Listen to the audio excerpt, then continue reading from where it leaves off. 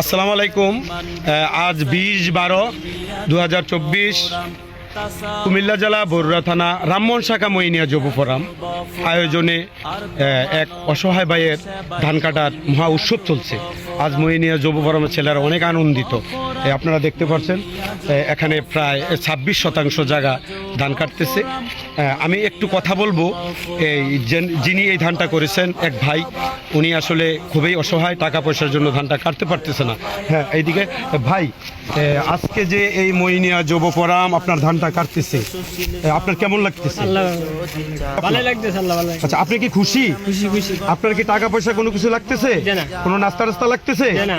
হ্যাঁ, আপনি খুশি তো? খুশি। তা আপনি তাদের জন্য কিছু বলেন। আমাদের দোয়া করি আল্লাহর জন্য ছেলেটা লেখাপড়ি জ্ঞান মাশাল্লাহ মাশাল্লাহ। হ্যাঁ, আমি চাচির সাথে একটু কথা বলি।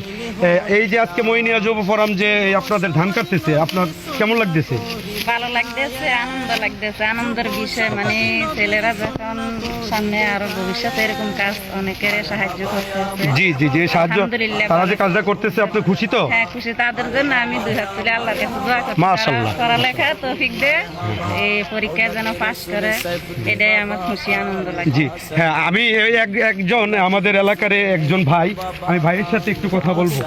সেলিম ভাই, আচ্ছা ভাই, মইনিয়া যুব ফোরাম এটার প্রতিষ্ঠাতা হলো আওলাদের রাসূল ডক্টর সৈয়দ সাইফুদ্দিন আহমেদ মাইজ ভান্ডারী। হ্যাঁ, ওনার নির্দেশে আজ আমরা এই রামমোহন শাখার ছেলেরা একজন অসহায় ভাইয়ের ধান কাটতেছে। আপনি এটাকে কেমন দেখছেন? না, আমি সুন্দর সাধুবাদ জানাই। হ্যাঁ, সাধুবাদ জানাই। দোয়া করবেন ছেলেদের জন্য।